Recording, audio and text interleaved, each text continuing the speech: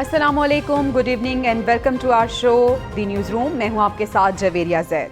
मैं हूं उबैदुल्ला सिद्दीकी। और अब तक की एक बड़ी और अहम खबर यह है कि चौधरी परवेज़ इलाही को इस्लामाबाद पुलिस 3 MPO के तहत अपने साथ ले गई है।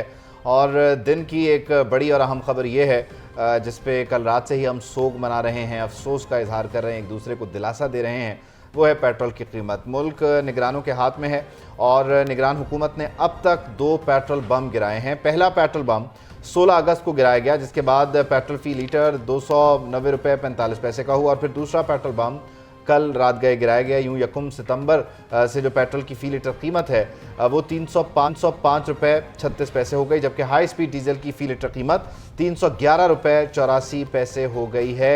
निगरान हुकूमत से गिला करना है, 18 या 16 माह वाली जो हुकूमत PDM की गुजरी उससे करना है, उससे पहले PTI की हुकूमत से शिकवा करना है, या उससे भी पहले मुस्लिम लीग नून की 2013 से 18 वाली जो हुकूमत थी उससे बात करनी है, ये आप तय करें।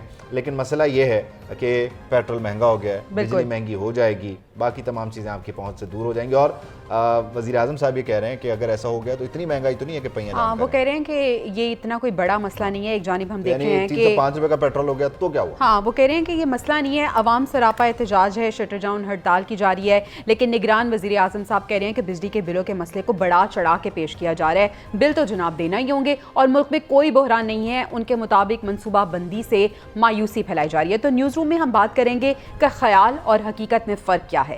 पेट्रोल ने ट्रिपल सेंचुरी तो मुकम्मल कर ली, लेकिन डॉलर की उड़ान को कोई लगाम नहीं लगा सका। इंटरबैंक में डॉलर 36 पैसे महंगा होकर 305 रुपये 90 पैसे का हो गया है और ओपन मार्केट में डॉलर 323 रुपये का फरोख्त हो रहा है। इसका आवाम और माशरे पर क्या असर पड़ेगा और इसका खुमियाजा हमें कैसे भुगतना पड़ेगा, इस सब पर आज के न्यूज़ रूम में बात करेंगे। दीगर खबरें भी होंगी, लेकिन सबसे पहले आज की अहम खबर ये भी है कि आम इंतखाबात से मुतालिक एक बड़ी पेशरफ भी सामने आ चुकी है। लेकिन तहरीक सदर जो है जनाब साबिक वज़ीर आला पंजाब चौधरी परवेज़ इलाही, उनका जिक्र खैर पहले करेंगे, जिन्हें आप देख सकते हैं। अब से कुछ देर बाद स्क्रीन पर हम आपको दिखाते हैं कि किस तरह से गाड़ी से निकाल कर ले जाया गया, क्योंकि लाहौर हाई कोर्ट ने हुक्म दिया था पंजाब पुलिस को कि आप अपनी हिफाजत में इन्हें छोड़ कर आएँ इज़्ज़त और एहतराम के साथ वापस इनकी रिहाइशगाह। लेकिन जैसे ही कनाल रोड पर वो अपनी रिहाइशगाह के लिए टर्न ले रहे थे, यानी कनाल रोड से उन्होंने लेफ्ट होना था ज़हूर इलाही रोड पर, कि वहाँ पर इस्लामाबाद पुलिस के जवान खड़े हुए थे, अफसरान खड़े हुए थे, और उन्होंने बोला कि नहीं जी इधर तो आप जा नहीं सकते, इधर से हमने सीधा निकलना और हमने आपको लेके जाना है इस्लामाबाद।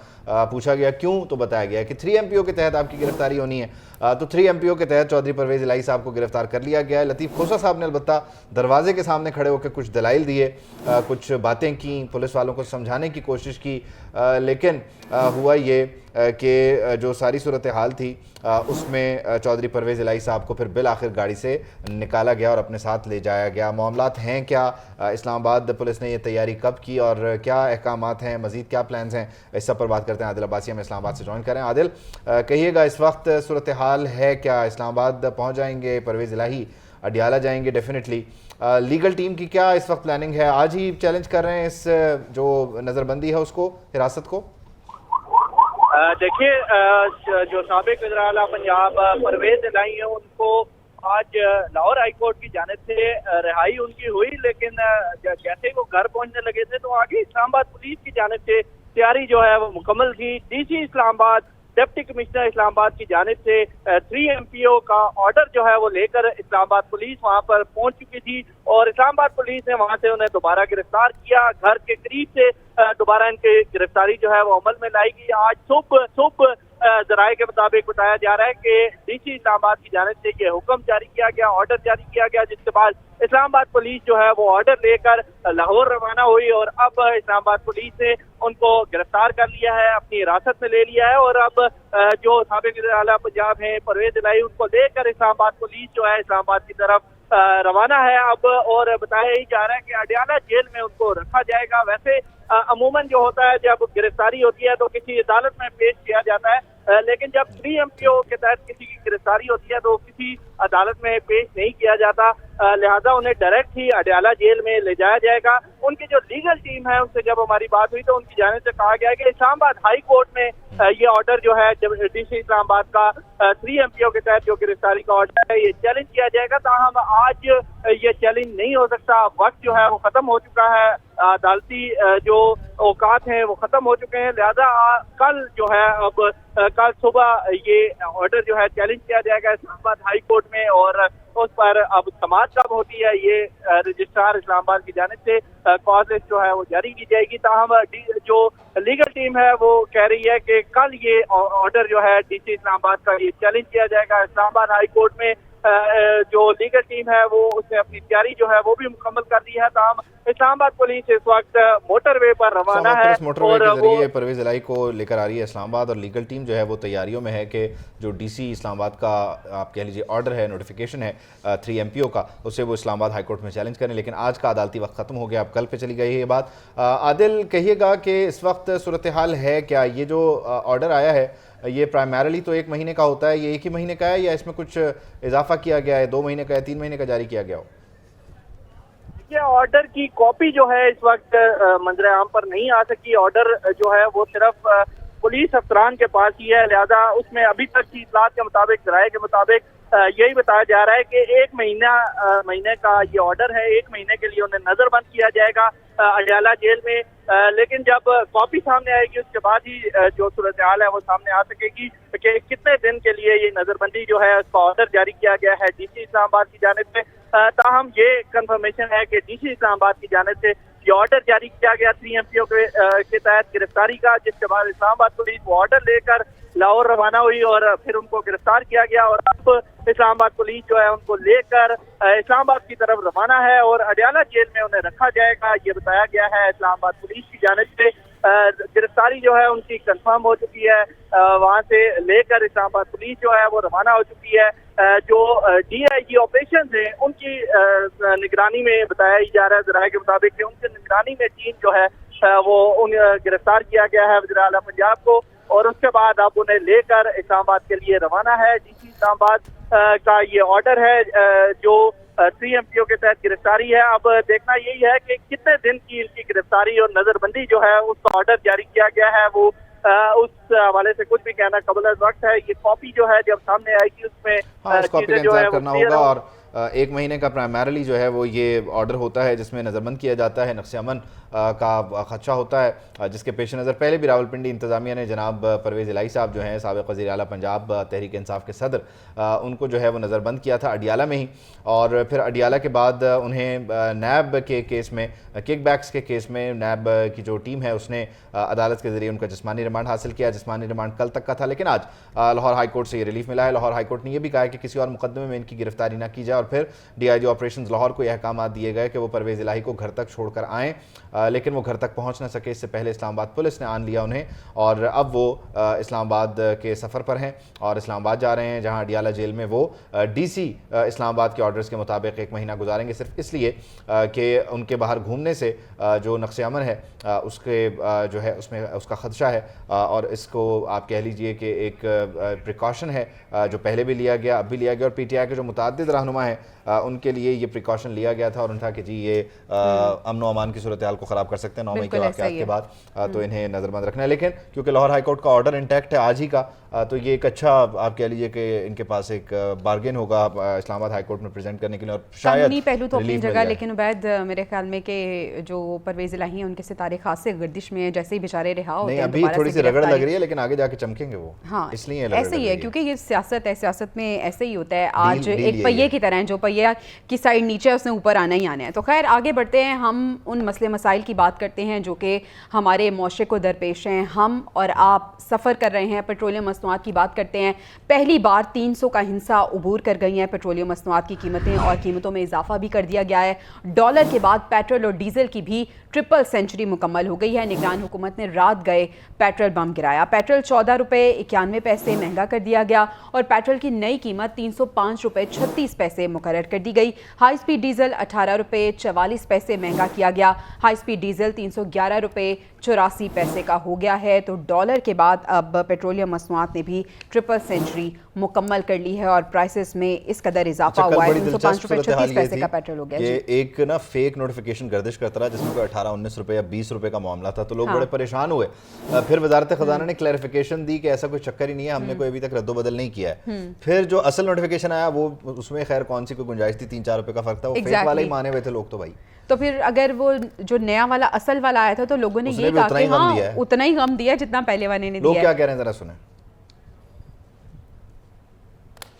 अवाम पिछड़ी है, ये बड़े बड़े हुक्मरान बेटे मजे कर रहे हैं, हम लोग पिछड़े। पेट्रोल तो महंगा किया साथ में सारी चीज़ें महंगी कर दी हैं, इंसान का जीना तो बहुत मुश्किल हो गया है। ये हुकूमत को भी चाहिए कि यार इस पर नज़रसानी करें। और मैं कुछ नहीं बोलना चाहता हूँ, गरीब आवाम है, हर बंदा परेशान है इस महंगाई के दौर में। किराए महंगे, सब कुछ महंगा, सैलरी इतनी है नहीं और रेट बढ़ता जा रहा है, क्या करें।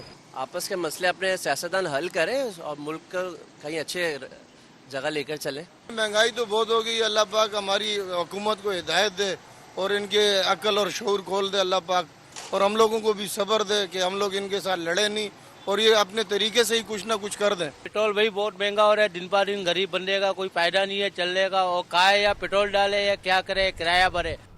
आवाम की गुफ्तगू आपने सुन ली है जनाब। पेट्रोल डीजल महंगा होगा तो यकीनन किराए भी बढ़ाए जाएंगे और गुड्स ट्रांसपोर्टर्स एसोसिएशन मैदान में आ गई है। पाकिस्तान गुड्स ट्रांसपोर्टर्स एसोसिएशन ने कल पहिया जाम हड़ताल का ऐलान कर दिया है। ट्रांसपोर्टर्स ये अपना मौक़िफ़ अपना रहे हैं कि 2 सितंबर को गुड्स ट्रांसपोर्ट की तमाम तर बुकिंग बंद रहेगी। हड़ताल के बाइस अद्वियात, अशाए खुलोनोश और दीगर जो ज़रूरी अशाएं की तरसील रुक जाएगी और मुतालबात पूरे ना हुए तो हड़ताल गैर मुय्यना मुद्दत तक जारी रहेगी। यानी हड़ताल का भी ऐलान कर दिया और कहा है कि जब तक मुतालबात पूरे नहीं होते तो अब गैर मुय्यना मुद्दत तक इस हड़ताल को हम बढ़ा भी देंगे। गुड्स ट्रांसपोर्टर्स एसोसिएशन ने पहले हुकूमत को जो है वो आप कह लीजिए कि मनाना है। हुकूमत जब नहीं मानेगी तो उन्होंने जाहिर है फिर जो बोझ है वो आवाम पे डालना है। तो एट दी एंड चूंकि वज़ीर आज़म साहब तो कह रहे हैं कि महंगाई नहीं है, बहरान हम बढ़ा चढ़ा के पेश कर रहे हैं, तो हुकूमत तो नहीं मानेगी। आखिर में आप और मैं ही जो दीगर चीज़ें उनकी चीज़ें उनके जो रेट्स हैं वो बढ़े हुए हम ही पे कर रहे होंगे, तो एक दिन ऐसे ही वेस्ट करेंगे लोग, डायरेक्ट ही किराया बढ़ा दें, फालतू की एक्सरसाइज है। खैर जो पेट्रोलियम मसनूआत की कीमतें उसमें इजाफों का आफ्टर शॉक जो है वो आ रहा है। जो गुड्स ट्रांसपोर्टर हैं वो कल हड़ताल पे जा रहे हैं। जो ट्रांसपोर्टर्स हैं उन्होंने बगैर किसी इंतजार के किराए भी बढ़ा दिए हैं। फैसलाबाद से लाहौर का किराया 1000 रुपये से बढ़कर 1100 हो गया है। फैसलाबाद से पेशावर का किराया 1900, साहिवाल का 550, स्वात का 2400, इस्लामाबाद का 1850 रुपये कर दिया गया है।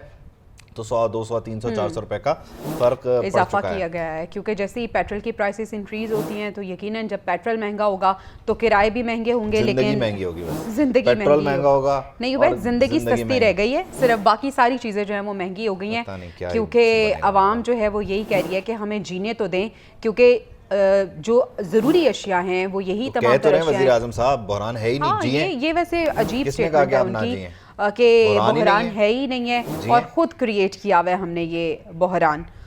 तो अली मुर्तज़ा हमारे साथ मौजूद हैं, उनसे हम जान लेते हैं कि क्या हो रहा है। पेट्रोल की प्राइसेस तो इंक्रीज़ हुई हैं और कल हम देख रहे हैं कि गुड्स ट्रांसपोर्ट एसोसिएशन की जानिब से हड़ताल भी कर दी गई है। कितने किराए में इजाफा हुआ है अली मुर्तज़ा, और हड़ताल की क्या सिचुएशन है कल की?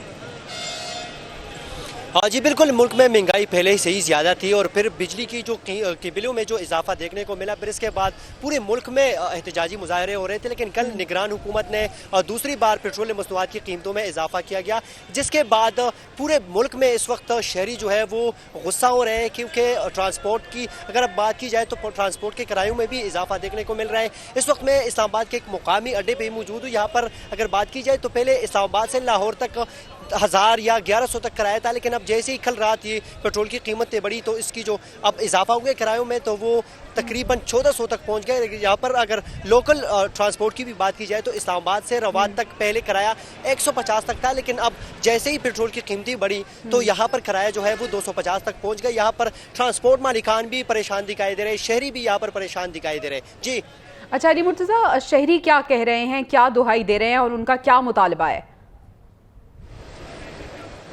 शहरी यही कह रहे हैं कि अगर जान लेनी है हुकूमत ने तो एक ही दफ़ा ले ले, क्योंकि रोज़ रोज़ जो तकालीफ है वो हम बर्दाश्त नहीं कर सकते, क्योंकि ऑलरेडी हम पहले ही इस मुल्क में हम देख चुके हैं कि अशाए खुर्दनोश में इजाफा हो रहा है रोज़ बरोज़। पर इसके बाद जो बिजली के जो बिल है वो जो बेतहाशा इजाफा हुआ है, इसके बाद अवाम जो है उसमें काफ़ी गुस्सा जो है वो पाया जा रहा था। लेकिन अब जैसी कीमतें बढ़ी है तो उनके जो मुश्किलात है वो मजीद बढ़ गई है। और एक जानिब तो हम देख रहे हैं कि किरायों में इजाफा हुआ है, इस वजह से मुश्किलात का सामना करना पड़ेगा। आप कल पहिया जाम हड़ताल भी कर दी है गुड्स ट्रांसपोर्टर्स एसोसिएशन ने, तो उसके हवाले से क्या इकदाम उठाए गए हैं और कहा जा रहा है कि मुतालिबात नहीं मानेंगे तो हम गैर मुय्यना मुद्दत तक हड़ताल को जारी रखेंगे?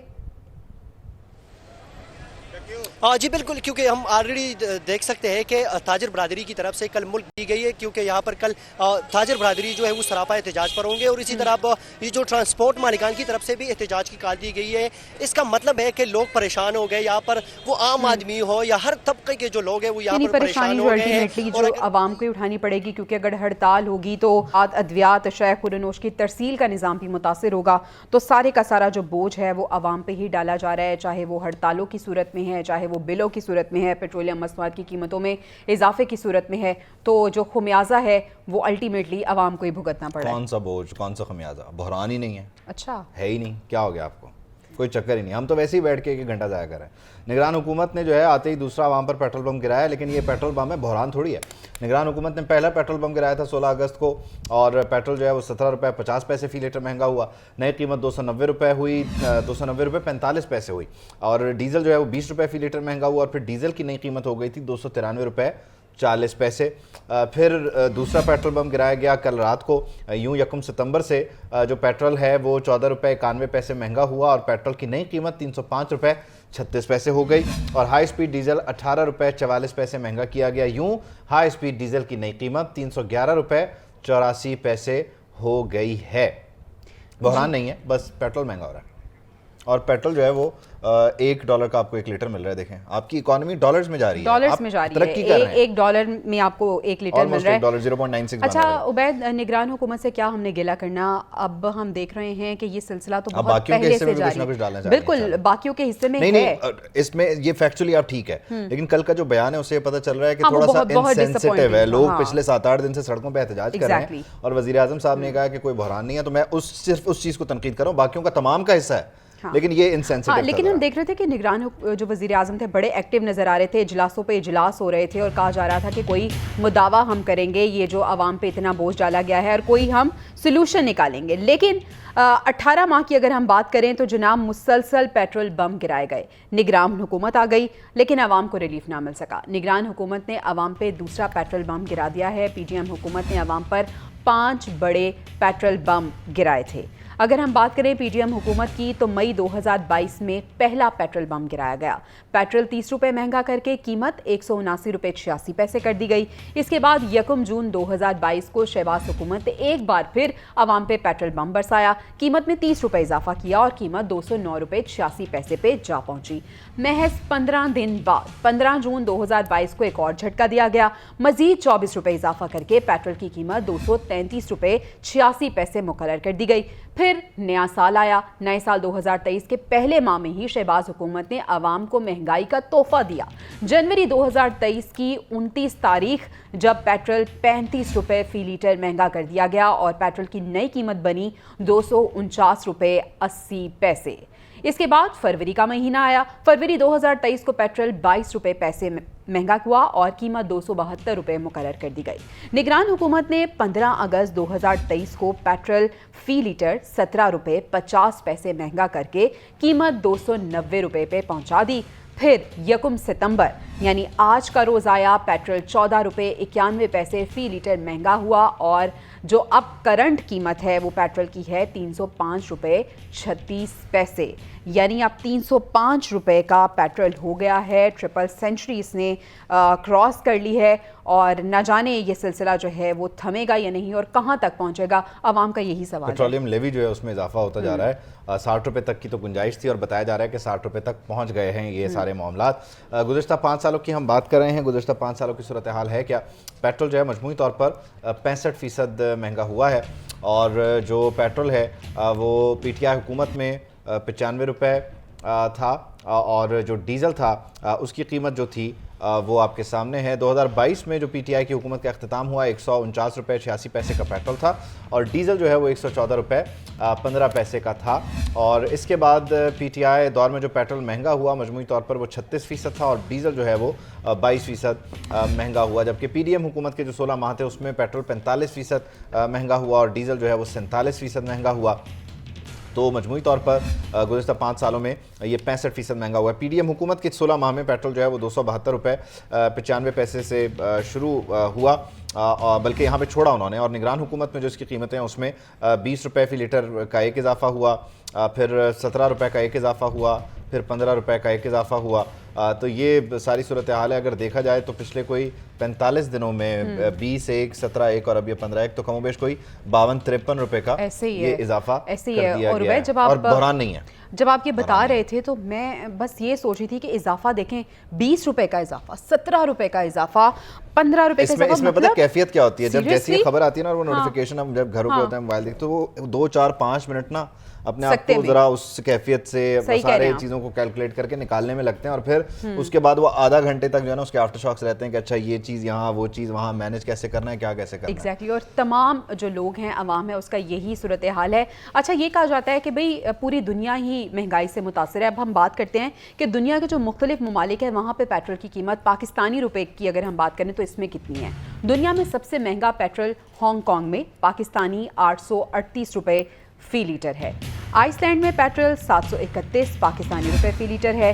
भारत में पेट्रोल 387 रुपए फी लीटर है। रूस में 1 लीटर पेट्रोल पाकिस्तानी 204 रुपए का मिल रहा है, जबकि सऊदी अरब की अगर हम बात करें तो 176 पाकिस्तानी रुपए का पेट्रोल दस्तयाब है। दुनिया में सबसे सस्ता पेट्रोल जनूबी अमरीका वेनेजुएला में है। वेनेजुएला में पेट्रोल की फी लीटर कीमत 4.5 रुपए पाकिस्तानी है। तो ये थे मुख्तलिफ ममालिक के साथ कंपैरिजन के पाकिस्तानी रुपए में कितना पेट्रोल मिल रहा है। करें, लेकिन जाहिर है वेनेजुएला वालों को क्या पता पाकिस्तान का और पाकिस्तान के रुपए की क्या वैल्यू है। हाँ। ये आप हमेशा कंपेयर करते हैं डॉलर के साथ, तो जो डॉलर है वो आप इंडियन रुपी का डॉलर के साथ कंपैरिजन कर लें, अफगानी रुपी का डॉलर के साथ कंपैरिजन कर लें, तो फिर आप हमारे पैसे का, हम 300 पे गए हैं, इंडिया का जो रुपया है वो कहाँ है, तो डॉलर के साथ करेंगे तो आपको पता चलेगा। ये तो हमने थोड़ा सा आपके ज़ख्मों को कह लें हल्का सा मरहम रखने के लिए आपके साथ ये कोशिश की है, लेकिन हकीकत ये है कि हमारे यहाँ सबसे ज़्यादा टैक्स जो है ना वो भी हम ही ले रहे हैं पेट्रोल पर। साल 2023 की अगर हम बात करें उबैद, तो महंगाई ने तमाम जो पुराने रिकॉर्ड थे वो तोड़ दिए हैं। जिंदा मुर्गी 210 रुपए से 700 रुपए तक फरोख्त हो रही है। चीनी 95 रुपए से 170 रुपए फी किलो पहुंच गई है। घी 370 से 500 रुपए से जायद में फरोख्त हो रहा है। चावल 250 रुपए किलो थे जो अब 380 में मिल रहे हैं। दालों की अगर हम बात कर लें तो 180 रुपए फी किलो तक इसमें इजाफा हो चुका है। दाल चना 200 रुपए से 250 रुपए फी किलो और दाल माश 370 से 550 रुपए फी किलो में फरोख्त हो रही है। सफ़ेद चने की कीमत 250 से बढ़कर 380 हो चुकी है और 20 किलो आटे का थैला 1400 से 3200 रुपए पे पहुंच गया है, जबकि सादा रोटी 10 से 20 रुपए में फरोख्त होने लगी है। तो पहले ये कहा जाता था कि अगर आपके पास पैसे नहीं हैं तो आप गोश्त छोड़ें, आप दालें खा लें, आप सब्जियां खा लें, लेकिन जनाब अब तो दालों की भी इतनी ज़्यादा पानी के साथ आप ना रोटी को जो है वो भिगो के खा लें, वो ज़्यादा बेहतर है, क्योंकि प्याज के साथ भी नहीं खाई जा सकती। प्याज भी महंगी है, प्याज भी 100-120 रुपए किलो चल रही है, आलू भी 100-120 रुपए किलो चल रहे हैं। ये अजीबो गरीब सी सूरत हाल है। अच्छा, इसमें जो कम से कम आमदन है ना, वैसे तो हुकूमत ने लगाई हुई है 32,000, लेकिन हमने कोशिश की कि एहतियातन एक बंदे की सैलरी ये लें, उसके अकाउंट में आ गई है 50,000 रुपये, उसका महीना शुरू हो गया 1 तारीख को, उसका अकाउंट जो है वो पैसों से भर गया। 50,000 रुपये के साथ सलूक क्या हो रहा है ज़रा देखते जाएँ। बिजली का बिल निकालने इसमें से जी 17,000 रुपये, तो ये बच गए 33। फिर घर का किराया इसमें से निकालें 15,000 रुपये, ये गए जी 18 बच गया। पेट्रोल का खर्चा है, बाइक पे आता जाता है ये बंदा, चलें 4,000 रुपये का इसका पेट्रोल कर लेते हैं ना, इसका महीने का खर्चा 4,000 रुपये का पेट्रोल का है। इसके 2 बच्चे हैं, स्कूल जाते हैं, 1500 फीस है, 3,000 रुपये बच्चों की स्कूल की फ़ीस लगा लें तो 11,000 रह गए। ये पहले दिन हो रहा है जब इसकी सैलरी आई है। ग्रॉसरी के इसने 8,000 रुपये, इसमें बस दालें ही ली हैं और आलू प्याज ही लिया है। पानी और गैस का बिल दिया है 3,000 रुपये का, और ये अभी इसने तनख्वाह आई थी और अगले 5 मिनट में कह लें इसने सारी तनख्वाह जो है वो ख़त्म कर दिया। ख़त्म क्या की है इसने, इससे छीन ली गई है हर चीज़ पे इनडायरेक्ट टैक्सेशन, हर चीज़ पे आप कह लीजिए कि जो कीमतें बढ़ गई हैं, तो 32,000 रुपये जो लोगों की कम से कम उजरत है वो भी कई लोगों को नहीं मिल रही। हमने तो फिर भी 50,000 रुपये रख के ये किया एक कि हमने 1-2 लोगों से पूछ के तरतीब दिया कि किस तरह से ये हाल है। ये आप कह लें कि 455 पे सैलरी आई और 5-5 पे खत्म, क्योंकि इसका जब ये सारा होता है जी, जिस तरह से हमने देखा कि बिल आया, कैलकुलेशंस हुई, एक्सपेंसेस पे हो गए, रिमेनिंग क्या बचा 0। अब इस 0 का जो साइड इफेक्ट्स हैं वो क्या है इंसान पे, पूरे 29 दिन सिफर है उसके साथ। एग्जैक्टली और 29 दिन अब उसने क्या करना है। खैर कोशिश करेंगे कि उबैद हम इस पे भी बात करें कि इंसानी रवैयों पे इसके क्या असरात होंगे और फिर मुआशरे पे ओवरऑल इसके क्या असरात होंगे। खैर अभी मसले ख़त्म नहीं हुए, बिजली बिल भी हैं जनाब, जिसमें इजाफे के खिलाफ कराची में ताजरों की शटर डाउन हड़ताल है। MA जिना रोड और इसके साथ साथ दीगर इलाके बताए जा रहे हैं जहाँ पे एहतजाज हो रहा है, अपना एहतजाज रिकॉर्ड कराया जा रहा है और बिजली के जो जायद बिल आ गए हैं उनके खिलाफ ये ताजिर बरादरी सरापा एहतजाज नज़र आ रही है। तो ये कराची की कुछ मार्केट्स हैं, आप मनाजिर अपनी टेलीविजन स्क्रीन पर देख सकते हैं। ताजिर परेशान है, वो कहते हैं कि हम किस तरह से जो है वो इस सारी सूरत हाल को जो है वो संभालें, किस तरह से किराए पूरे करें दुकानों के और किस तरह से जो है हम वो जो हमारे यहाँ मुलाजमीन काम करते हैं उन्हें तनख्वाह दें। ये एक अजीब व गरीब सी सूरत हाल है कि जिसमें बिजली के बिल पूरे नहीं हो पा रहे हैं, जिसमें लोगों की दुकानों के किराए पूरे नहीं हो पा रहे और फिर उन्होंने शटर डाउन कर दिया, हड़ताल कर दी। बिल्कुल ऐसे ही है। ये हड़ताल की क्या सूरत हाल है कराची में ओवरऑल, और मोहम्मद सलमान हमारे साथ मौजूद हैं, उनसे हम जान लेते हैं। सलमान बताइएगा, यहाँ पे हड़ताल की गई है, आज के दिन ये हड़ताल होगी या ये हड़ताल का सिलसिला जारी रहेगा? क्या क्या मुतालिबात हैं इनके और क्या सुनवाई मुमकिन नज़र आ रही है?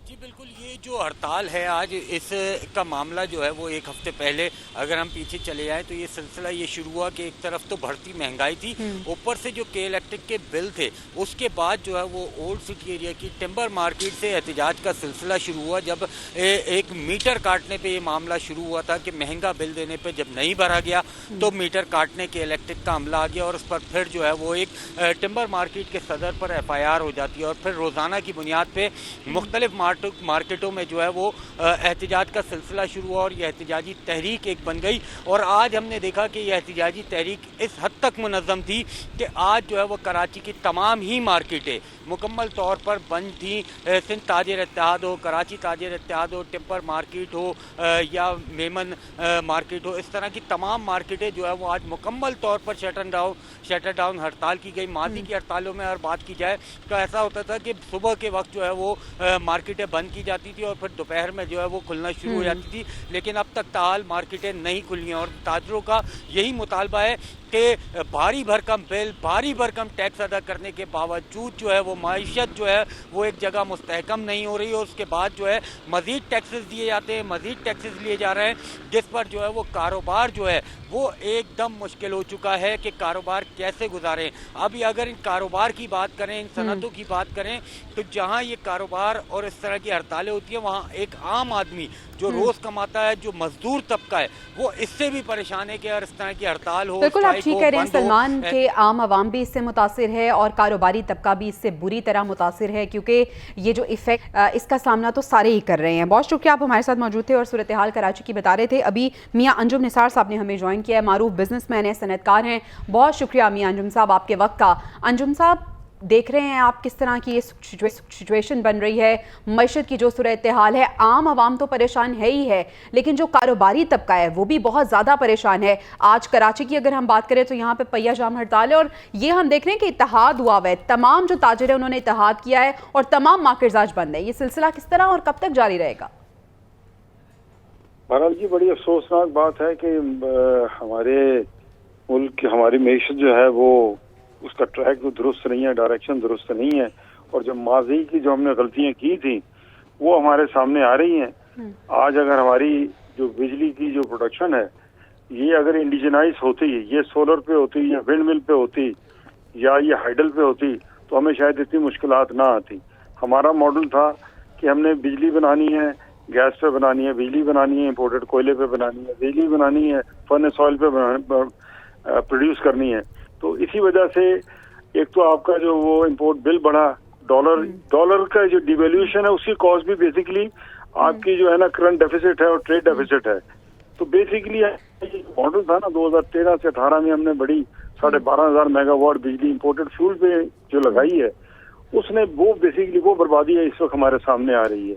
अगर वो हमने इंडिजनाइज किया होता तो हमारा मसला इतना खराब ना होता। और हम साहब आप दुरुस्त फरमा रहे हैं, और अगर हम मसले खराबी की बात करें तो सर अवाम जो है वो इस वक्त बहुत बुरी सूरत हाल में है। अगर अवाम पहले ही महंगाई की चक्की में पिस रहे हैं, कारोबार भी मुतासिर होंगे, कारोबार बंद हो जाएंगे, मजीद जो है वो इन्फ्लेशन बढ़ेगी, तो सर ये तो सूरत हाल वर्स्ट की जानिब जा रही है। ये इस वक्त गवर्नमेंट को चाहिए कि IPPs के साथ सही तरीके से दोबारा उसको देखे मामलात को। कहीं IPPs ने फ्यूल की जो है ना, फ्यूल एक्स्ट्रा फ्यूल शो कर रहे हैं, कहीं उनकी फ्यूल की प्राइस ज्यादा है, तो सारी इनटेक वो की हुई है जो अल्टीमेटली देखिए 200 मुल्कों में पाकिस्तान एक मुल्क है, तो ये प्रॉब्लम सिर्फ पाकिस्तान में क्यों है? तो इसको कंपैरिजन जब आप करेंगे, फिल्टर करेंगे और इसका जब कंपैरिजन करेंगे दुनिया के साथ, तो फिर आपको पता लगेगा कि हमने क्या क्या गलतियां की हैं और क्या क्या ब्लंडर किए हैं। और आईपीपी हमारे लेकिन कंपैरिजन तो तब होना जब हम इस चीज़ को माने। हम तो ये कह रहे हैं कि कोई मसला है ही नहीं है और ये खुद क्रिएट की हुई सिचुएशन है। बहुत शुक्रिया। मारूफ बिजनेसमैन और सनतकार मियां अंजुम निसार साहब हमारे साथ मौजूद थे। एक चीज़ और है कि इसमें अगर बिजली के बिलों को रिवाइज भी कर दिया जाए, आईपीपीज़ के साथ मुआहदे भी कर दिए जाए, तो हम ease of doing business index में कौन सा कोई फल फूल रहे हैं। हमारे यहाँ ईज़ ऑफ डूइंग बिजनेस भी नहीं है, बाइंग पावर ही नहीं है, तो भी आप क्या कर लेंगे। डॉलर आपका देखें कहाँ जा रहा है, मईशत ओवरऑल कहाँ है, लेकिन बहरान नहीं है, बहरान नहीं है। निगरान वज़ीर आज़म क्या कह रहे थे, सुने आप। बिजली के बिल जो है ऐसा नहीं है कि यहाँ पे चंद जालिम हुक्मरान आ गए हैं और वो एक गरीब तबके का खून चूसने के लिए तैयारी में है। जो मुख्तलिफ ऑप्शंस हैं वो ऑप्शंस हम डिस्कस भी कर रहे हैं और उन ऑप्शंस की जो ट्रांसलेशन है, जो रिफ्लेक्शन है, वो जल्द आ जाएगी और हम उसका अनाउंस इंशाल्लाह करेंगे। पाकिस्तान फौज, नेवी, एयरफोर्स तीनों अपने अपने रेलेवेंट ब्रांचेस से दे कंट्रीब्यूट एंड दे पे bills against each and every unit which they consume. गुफ्तगू के बाद एक चीज़ आ रही है कि अगर आप गमों का मदावा नहीं कर सकते तो कम से कम मरहम ही रख दें, लेकिन ऐसा भी मरहम भी ना रखें, ये तो ना कहें कि जख्म ही नहीं है। हाँ, यही ना करें, यही ना। खैर दो चीज़ें हुई हैं, एक तो ये कि बहरान नहीं और दूसरा ये कि जितने लोग बिजली इस्तेमाल करें वो बिल दे रहे हैं। असल ज़रूरत इस चीज़ की थी मीडिया के सामने आके बताने की कि देना तो पड़ेगा। वो नहीं, वो जो जिनकी बात बता के गए वो बड़ा ज़रूरी था बताना, वो बहुत ज़रूरी था। LPG की फ़ी किलो कीमत जो है ना उसमें भी इजाफा हो गया। लें जी, एक और खबर आपके साथ शेयर करते हैं। 38 रुपये 97 पैसे का इसमें एक बड़ा इजाफा है, छोटा मोटा इजाफा नहीं है।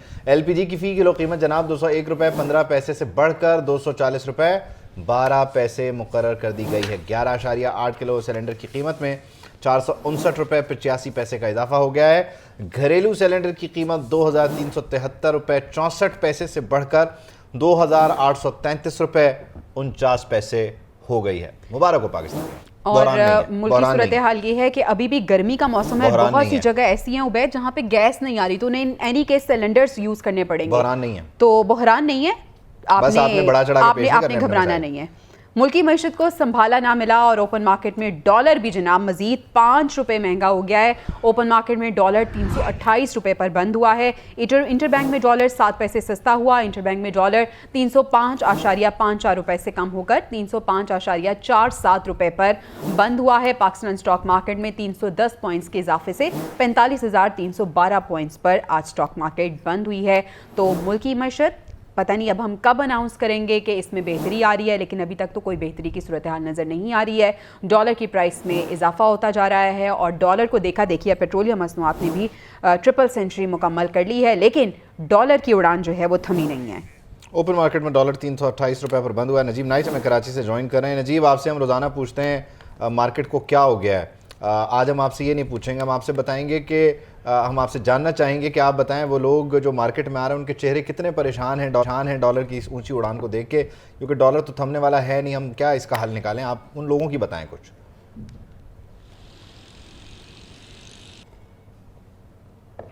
सही है, रुपए पर दबाव बरकरार है और ओपन मार्केट में आज बड़ा इजाफा हुआ है, 5 रुपए का इजाफा, जिसके बाद ओपन मार्केट में डॉलर 328 रुपये तक हो गया। लेकिन जब लोग डॉलर ख़रीदने जाते हैं तो उनको इस कीमत में डॉलर नहीं मिलता, इससे ज़ायद कीमत में भी अवेलेबल नहीं है, क्योंकि डॉलर की शॉर्टेज बढ़ गई है और डॉलर की किल्लत के बायस जो बड़ी कंपनीज़ है जिनके कारोबार में डॉलर जो है उस लाजमी होता है,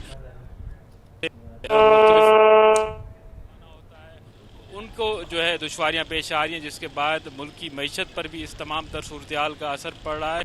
और जो खाने पीने की अशिया हम बाहर से इंपोर्ट करते हैं वो भी महंगी हो रही हैं। इसका ओवरऑल इम्पेक्ट जो है आम आदमी पर पड़ेगा। पेट्रोल का बढ़ना वो भी इस डॉलर से लिंक है कि डॉलर महंगा हो गया है, उसके बाद ही जो है पेट्रोल की कीमतें भी बढ़ चुकी हैं और यकीनन जो दिन ब दिन बढ़ रहा है कहीं इस वक्त कोई सूरत नजीब बस मुख्तसरन ये बता दें कि 328 का तो डिक्लेयर्ड है ना डॉलर, अगर किसी ने लेना हो, बहुत ज़रूरत हो और मिल रहा हो तो कितने में मिल रहा है? बस सिर्फ वो फिगर बता दें, फिर हम आपका शुक्रिया करें।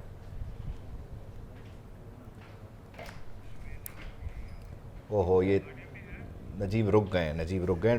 डॉलर ने जो है वो सूरत हाल इतनी ख़राब कर दी है कि 328 का ओपन मार्केट में है और जो आप ख़रीदने भी जा रहे हैं तो आपको वो डॉलर मिल नहीं रहा है। खैर, नजीब नाइच हमें अपडेट कर रहे थे। नजीब, आपका बहुत शुक्रिया। ये तो थी डॉलर की सूरत हाल, लेकिन दिन भर की खबरें सुपर 20 में शामिल करेंगे।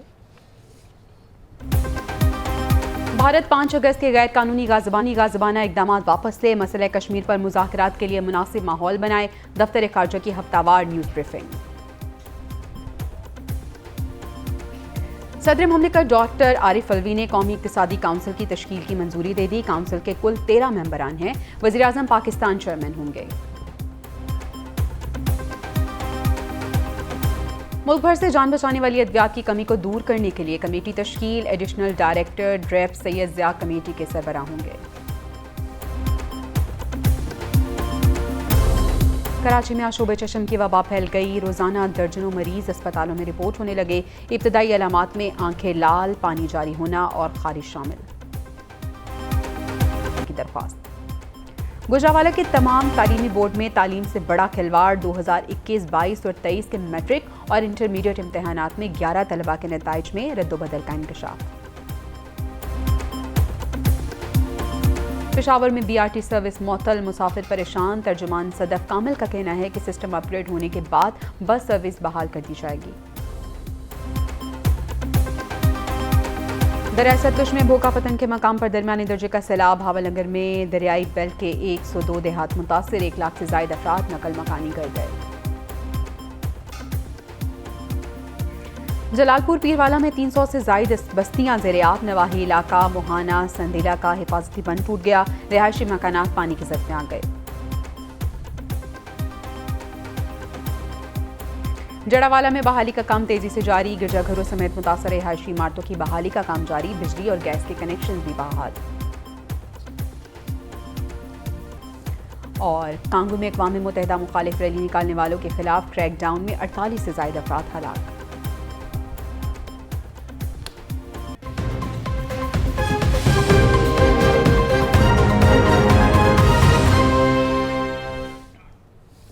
तो दिन भर की 20 आम खबरें आप जान चुके हैं। इसी में एक आम खबर ये थी, कौमी इक़्तिसादी काउंसिल की सदर मुमलिकत ने जो है वो तश्कील की मंजूरी दे दी है।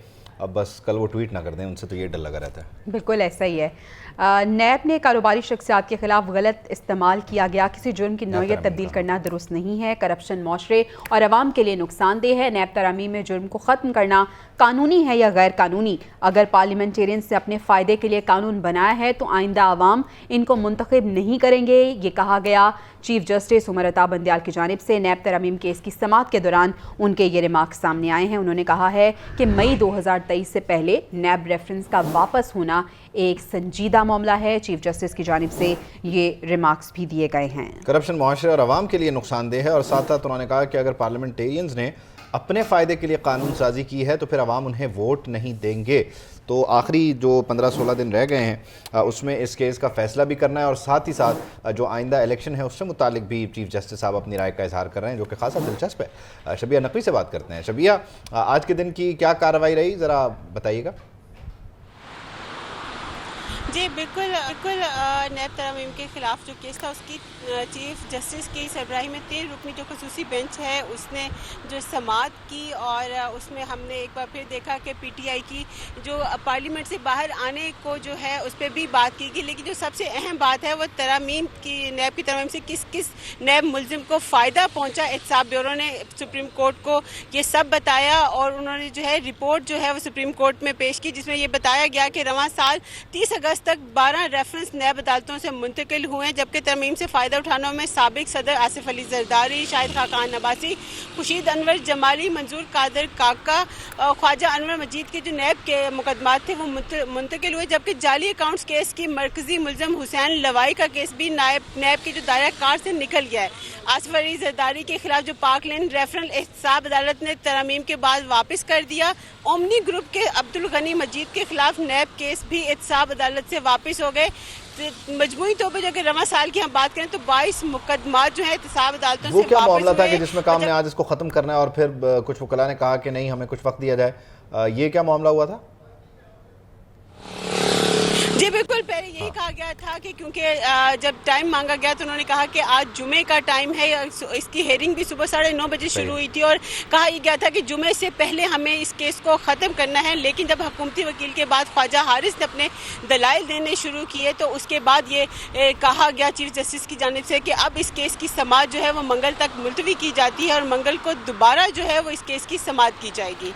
मंगल तक समाअत मुलतवी या मंगल को दोबारा सुनी जाएगा इस मामले को। लेकिन खैर आखिरी कुछ दिन है और उसमें आप चेक करें, आइंदा इंतखाबात से मुतालिक करें, अगर अपने लिए कानून साजी की तो वोट नहीं मिलेगा। ये आखिरी दिन ही तो होते हैं उबैद जिसमें बहुत ज़्यादा एनर्जेटिक होता है हर कोई। अगर हम हुकूमत देखने तो वहाँ पे भी यही हाल होता है। कर सकते हैं वो करके जाना चाह रहे हैं। Exactly.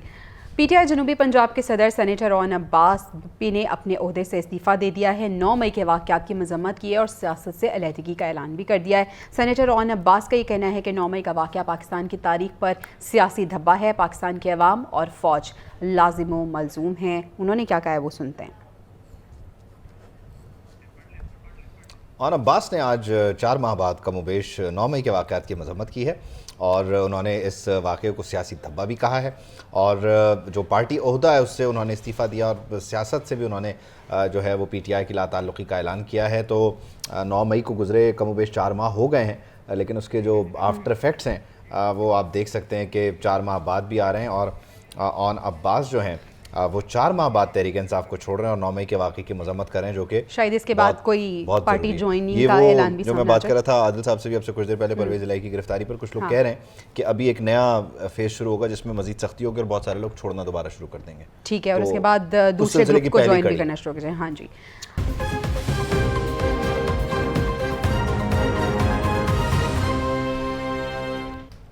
Welcome back to the newsroom. इस हाल में भी हम उन्हीं मसले मसाइल की बात करेंगे। आम खबरों पे नज़रें जमाए हुए हैं हम और आपको बता भी रहे हैं। अगर हम बात करें इन्फ्लेशन की तो महंगाई की सूरत हाल ये है कि निगरान हुकूमत जब से आई है तो 2 बार पेट्रोल बम गिरा चुकी है। आवाम का इस महंगाई में बुरा हाल है क्योंकि पेट्रोल की कीमतों में इजाफा हुआ है, बिजली के बिल बहुत ज़्यादा आ रहे हैं, चीनी की कीमतों में इजाफा हुआ है। गो कि कहीं पर भी आवाम को सुकून नज़र नहीं आ रहा। लेकिन निगरान वज़ीर आज़म साहब कह रहे हैं कि कोई मसला नहीं है और ये खुद क्रिएटेड सिचुएशन है जो कि क्रिएट की गई है, ऐसा कोई मसला नहीं है जो कि खासा डिसअपॉइंटिंग है। पेट्रोल जो है वो सिर्फ और सिर्फ 20 रुपए का मिल रहा है।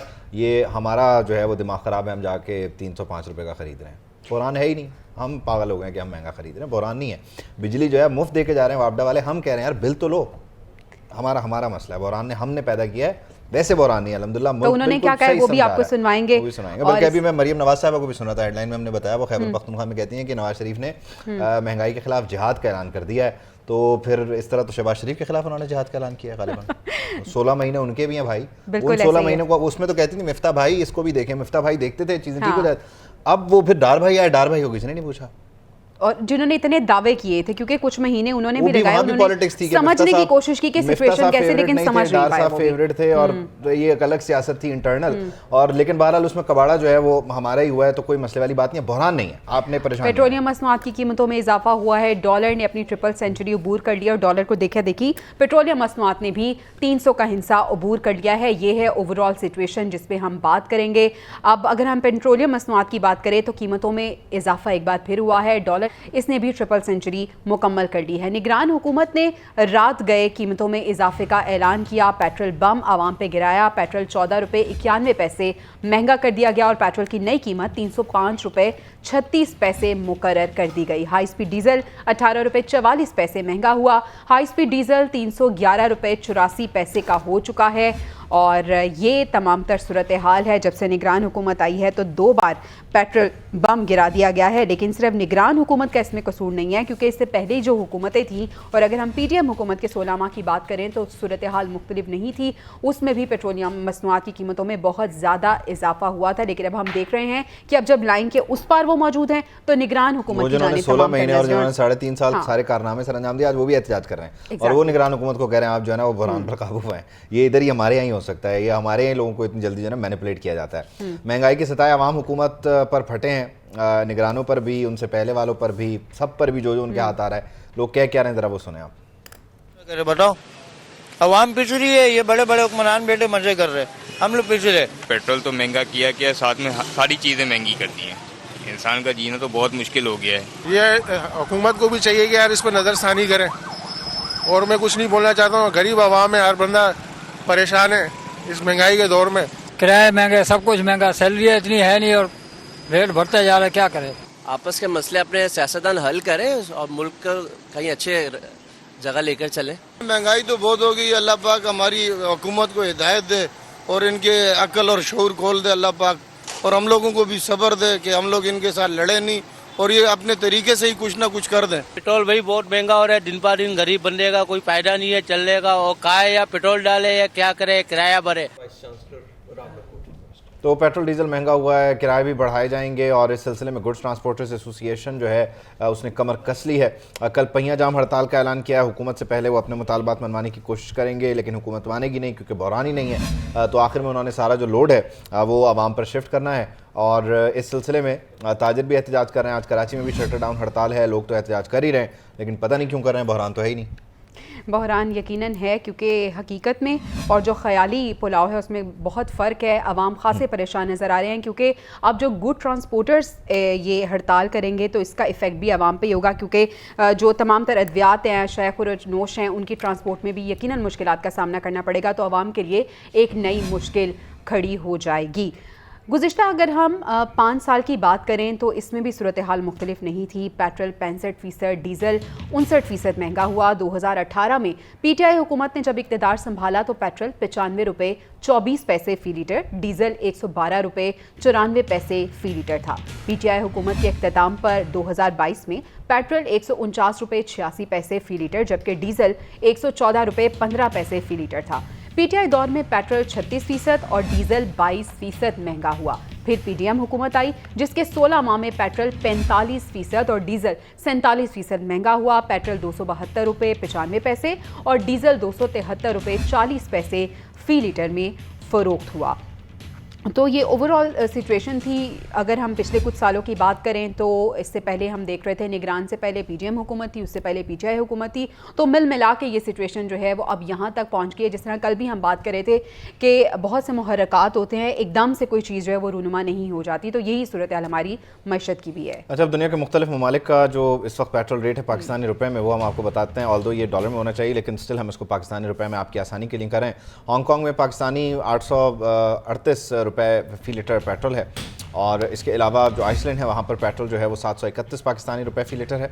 अगला जो मुल्क है वो है भारत, जहाँ पर पेट्रोल 387 रुपये फ़ी लीटर पाकिस्तानी रुपयों में मिल रहा है और रूस में 1 लीटर पेट्रोल पाकिस्तानी 204 रुपये का है। और सऊदी अरब की बात करें तो यहाँ पर 176 पाकिस्तानी रुपये का 1 लीटर पेट्रोल है। और दुनिया में सबसे सस्ता पेट्रोल जनूबी अमेरिका का मुल्क है वेनेजुएला। वहाँ पर है वेनेजुएला में पेट्रोल की जो फ़ी लीटर कीमत है 4.5 रुपये पाकिस्तानी है।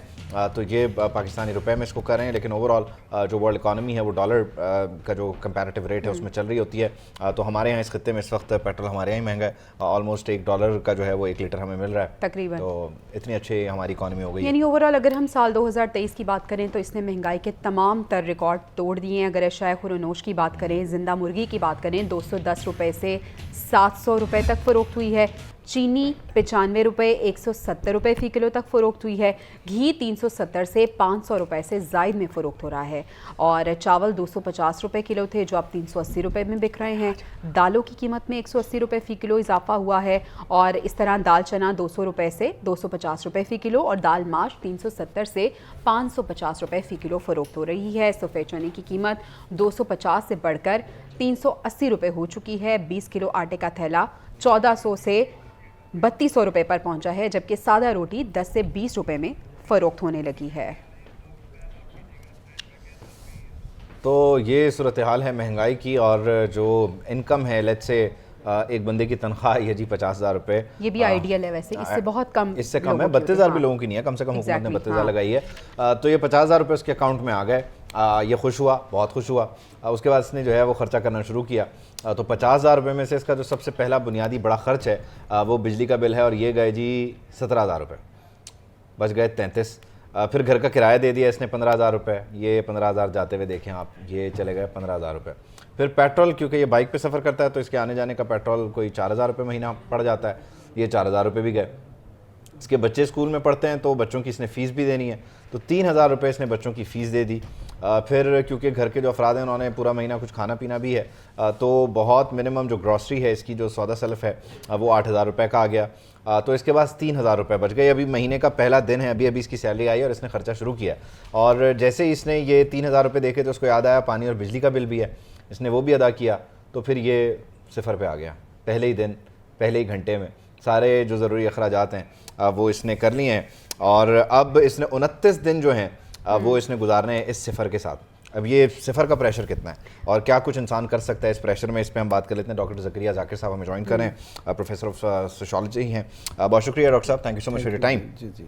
ये जो ज़ीरो है, ये जो अभी आपके सामने मैंने प्रेजेंट किया है, ये 29 दिन रहेगा उस बंदे के साथ जिसकी लेट से 50,000 सैलरी है। अब वो बच्चों की तरफ देखेगा, घर में कोई बीमार वालिद वालदा है उसकी तरफ देखेगा, ये ज़ीरो का कितना प्रेशर है और ये ज़ीरो से क्या कुछ करवा सकता है जब पेट की आग उसने बुझानी होगी। देखें जी, वाक़तन ये बड़ी कैटास्ट्रॉफिक सिचुएशन है, ये इंसानी हकूक़ की सिचुएशन है, और मुझे तो ऐसे लगता है कि हक़ के ज़िंदगी से महरूम हो जाएंगे लोग अगर यही सूरत हाल रही। क्योंकि देखो ना, मिनिमम सब्सिस्टेंस के लिए आपको फूड चाहिए, आपको एनर्जी चाहिए, लेकिन देखें ये कोई एक दिन में नहीं हुआ। गवर्नमेंट का रोल अपनी जगह होता है, लेकिन दो बुनियादी चीज़ें मैं अर्ज़ करूं जो समझने वाली बात है। एक तो बात यह है कि फ़र्द प्रोडक्शन सिस्टम के साथ उसका क्या रिलेशनशिप है। मैं एक सादा से मिसाल देता हूं। जर्मनी में एक फार्मर जो है, एक डेयरी फार्मर जो है, वो एक फार्मर 87 लोगों के लिए मिल्क प्रोड्यूस करता है। वो टेक्नोलॉजी के साथ, वो मैकेनाइज्ड फार्मर 87 लोगों के लिए मिल्क प्रोड्यूस करता है। हमारे यहाँ एक फार्मर 0.5 लोगों के लिए मिल्क प्रोड्यूस करता है। इसका मतलब है 2 फार्मर मिल के एक बंदे का दूध, यानी वो फार्मर अपने घर के लिए भी दूध प्रोड्यूस नहीं कर सकता। अब इसकी क्या वजह क्या है? अब देखें ना, एक फार्मर जो फुल टाइम, अब हम तो एक प्रिमिटिव सोसाइटी में रह रहे हैं ना, सारा दिन वो बेचारा उस भैंस को उसकी खिदमत करता रहता है, ना उसके पास उसको प्रॉपर फीड करने के लिए है, ना उस पर कोई सब्सिडी है। वो जब भैंस बीमार हो जाती है, मर जाती है, उसका कोई पुरसाने हाल ही नहीं है। बात यह है कि हमने प्रोडक्शन पे इन्वेस्ट नहीं किया, कभी भी नहीं उसको मैकेनाइज नहीं किया। जब हम प्रोडक्शन पे नहीं करते, प्रिमिटिव दौर में तो नहीं। सर बेसिकली ये उबैद, मैं इसका रुख थोड़ा इस तरह मोड़ना चाहूँगी। सर हम बहुत दिन से ना इस पे बात कर रहे हैं, क्या है, क्या होना चाहिए, लेकिन सर आज हम आपको बुलाने का मकसद ये था कि हम ये समझ सकें कि ये जो पूरी सिचुएशन है सर, आवाम का इस पे क्या इम्पैक्ट होगा, उनकी नफ्सियात पे क्या इम्पैक्ट होगा, जिस तरह से देखें जैसे जैसे महंगाई बढ़ती है ना, सादा अल्फाज में इसको out in the open blunt कह देते हैं, क्राइम रेट बढ़ जाता है। नहीं, वो तो इम्प्लीकेशंस है ना। देखें, अगर मिल्क प्रोड्यूस ही नहीं कर सकता फार्मर, उसमें कैपेसिटी नहीं है, आप जितना मर्जी हड़तालें करें, आप जितनी मर्जी सरकारी दफ्तर तोड़े, मिल्क प्रोड्यूस तो फार्मर ने करना। नहीं, इसको आप ही की मिसाल के साथ जरा मैं इसको सादा, आप ही की दूध की प्रोडक्शन की मिसाल के साथ कर लेता हूँ ना। उसकी जो भैंस है वो उसके घर के बंदों का दूध पूरा नहीं कर रही, लेकिन बराबर वाले के यहाँ एक भैंस खड़ी हुई है जो जिसका दूध जो है वो जाया जा रहा है, वो जाके उसका दूध चोरी करके ले आएगा। नहीं, वो ये रवैया आम हो जाता है इम्प्लीकेशन। अच्छा, एक दूसरी बात जो होती है ना, इस वक्त ग्लोबलाइज्ड इकोनॉमी है। उन ममालिक में जिनकी वर्ल्ड इंटीग्रेशन ज़्यादा है, वर्ल्ड के साथ ट्रेड ज़्यादा है, वहाँ जो अशिया हैं, जो मीन्स ऑफ सब्सिस्टेंस हैं, जो प्रोडक्ट्स हैं, वो ज़्यादा अवेलेबल हैं। ठीक है, मिसाल के तौर बहुत से ऐसे कंट्रीज़ हैं वहाँ कोई फ्रूट नहीं होता, लेकिन उनकी मार्केट्स फ्रूट से भरी हुई हैं। वो मिल्क प्रोड्यूस नहीं करते, लेकिन उनके सुपर स्टोर्स जो हैं वो मिल्क से भरे हुए हैं। तो एक दूसरी इसका एस्पेक्ट है कि आप ग्लोबल इकोनॉमी के साथ कितना इंटीग्रेट है। नहीं, मुझे ये समझाए ना कि ये जो इम्प्लीकेशन की आप बात करें, मैं ज़रा उसकी तरफ आना चाह रहा हूँ। ये कैसे होगा? आप लोग अपने जो अखराजात हैं उसे मिनिमाइज़ कर दें, मिनिमल अप्रोच की तरफ चले जाएं, वो नहीं हो सकता क्योंकि ऑलरेडी लोग बुनियादी ज़रूरियात को कट डाउन कर रहे हैं। ये जो रवैया है ट्रिगरिंग कि यहाँ पे ज़रूरत नहीं है, ज़ीरो हो गया है मामला बैंक बैलेंस और अभी 29 दिन है और वो इम्प्लीकेशंस की तरफ जा रहा है। अब मैं आपको एड्रेस करता हूँ। देखें प्लीज़, इसके बड़े हॉरिबल कॉन्सिक्वेंसेस है। मिसाल नहीं होता क्यों है? ज़ीरो, अगर आप ज़ीरो कहते हैं ना, आपको पता है सबसे पहले कट कहाँ लगता है? जब किसी फैमिली में इनकम कट होती है तो सबसे बड़ी कैजुअलिटी फीमेल एजुकेशन होती है। कहते हैं बच्ची को स्कूल भेजना बंद करो। अब आप देखिएगा इससे फीमेल ड्रॉप आउट कितना बढ़ेगा। वो क्यों बढ़ेगा? क्योंकि डबल इसका नुकसान है कि वो कहते हैं कि ये बच्ची जो स्कूल जाती है, फीस और इसकी ट्रांसपोर्टेशन, एक वो हम पे नहीं कर सकते, और दूसरा ये घर आके काम करेगी, ठीक है। और वर्स्ट सिचुएशन में उसी बच्ची को वो किसी और घर काम करने भेजेंगे, और इसका क्या ये ट्रिगरिंग इफेक्ट होगा। मैं इसके जब कॉन्सिक्वेंस देता हूँ लरस जाता हूँ। और क्या क्या कॉन्सिक्वेंस? अब आप देखें कॉन्सिक्वेंसेस क्या है। हाँ। हमारे पास कोई लॉ ही नहीं है, हमारे पास कोई रेगुलेशन नहीं है। कोई शख्स अगर अपनी बच्ची को 12 साल 13 साल की बच्ची को काम करने भेजेगा, वो सेक्सुअली एक्सप्लॉइट होगी, उस पर जुल्म होगा। दिस इज व्हाट, देखें ये फिर ट्रिगरिंग ट्रिगर करती है, ये इतना हॉरिबल रिएक्शन। मैं इसमें इसके एक और एक्सट्रीम पे चला जाता हूँ। जो रिसीविंग एंड है, जिसके यहाँ जाके बच्चे ने चाइल्ड लेबर करनी है, वो मुलाजमीन रखने की अब सख्त नहीं रखते, तो ये सारे लोग कहाँ जाएंगे, ये कहाँ एड्रेस होंगे? नहीं, वही तो मैं कह रहा हूँ, इस वक्त इस एक्सट्रीम पे जा रहे हैं। मैं यही अर्ज कर रहा हूँ कि सबसे पहले बात ये है, जो भी है ये जो आपने ज़ीरो की बात की है, ये हॉरिबल ह्यूमन राइट्स वायलेशन है। इससे सोसाइटी को दूररस नुकसानात होंगे, ये इंसानी हकूक़ की खिलाफ वर्जी है, और इससे सिस्टम थ्रेट में आ जाता है, इसमें इंसानी बका थ्रेट में आ जाती है। तो सबसे पहले मैं समझूंगा कि हुकूमत अपनी जगह है, वो ठीक है। सारे देखें, मसला ये है कि हुकूमत की अपनी लिमिटेशंस हैं, वो एकदम तो कोई एक गवर्नमेंट नहीं कुछ कर सकती। मैं इस वक्त समझता हूँ कि एक एमरजेंसी सिचुएशन है, जो भी साहिब इस्तिताअत लोग हैं वो अपने नेबरहुड में लोगों की हेल्प करें, ठीक है। मिसाल के तौर पे एक छोटी सी बात, हर शख्स को हर जो साहिब इस्तिताअत आदमी है वो इंश्योर करे कि उसकी लोकेलिटी में, विलेज में कोई बच्ची जो है वो ड्रॉप आउट ना हो स्कूल से पॉवर्टी की वजह से। अगर होती है तो वो फौरन उस पर डिक्लेयर करे। पॉवर्टी की जो ड्रॉप आउट की बात करें वो तो बहुत बात का कॉन्सिक्वेंस है। यहाँ तो लोगों का बुनियादी एक वक्त का आटा नहीं पूरा हो रहा ना। हाँ, तो आटा प्रोवाइड करें ना। देखें ना, मेरी अर्ज सुने, देखें सॉरी टू इंटरप्ट सर, ये देखा है कि हमारी सोसाइटी में जो सफ़ेद पोश तबका है ना वो बहुत ज़्यादा मुतासर हुआ है। सर उस सिफर की जानिब भी मैं आती हूं, एक घर को एक बंदा चला रहा है। सिर्फ एक मेरी अर्ज सुन ले, देखें ना, डूम एंड ग्लूम इसका कोई हल नहीं है। जिस वक्त पाकिस्तान बड़ा था बहुत बुरे सूरत हाल थे।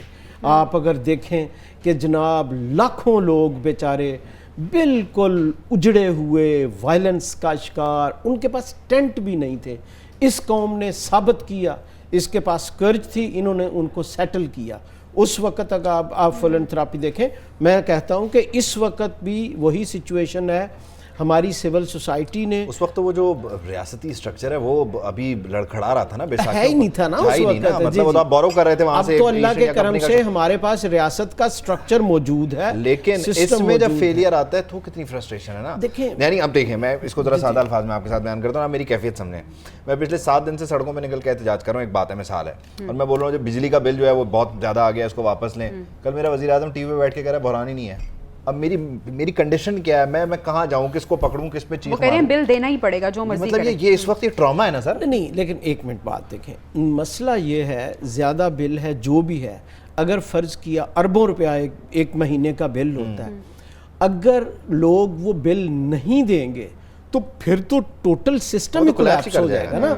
देखें ना, इसमें देखना चाहिए, देखें जज्बात से मसले हल नहीं होते, इसमें कोई शक नहीं है कि बहुत बड़ी एक कैटास्ट्रोफिक सिचुएशन है, मैं एडमिट करता हूँ। लेकिन अगर हम कहें कि लोग बिल न दें, बिल नहीं देंगे तो इलेक्ट्रिसिटी इस जगह को कैसे काम रखें, ठंडा रखें, हालात के साथ क्या अप्रोच लें? सर मैं यही अर्ज कर रहा हूँ, ये बड़ी बाहिम्मत कौम है, ठीक है। इन्होंने पहले भी बड़े बड़े मुश्किल दौर देखे हैं, क्या हमें पाकिस्तान के वक्त बहुत मुश्किल दौर देखे हैं। इसके बाद बड़ी बड़ी कैटास्ट्रोफिक फ्लड आए 2005 में, जो जल्जला आया आज़ाद कश्मीर में, आपने देखा होगा लाखों लोग मट्टी के दफन हो गए। लेकिन आजकल में असबाब थे, कराची से, पेशावर से लोगों ने इमदाद वही कह रहा हूं ना, आज किसी के पास नहीं है। लोग थे ना वो भी अब उस कंडीशन में आ गए हैं। लेकिन मैं फिर भी कहूँगा कि एक कौम के, देखें Pakistan is a nation, 25 crore लोगों की नेशन है, कोई मजाक नहीं है,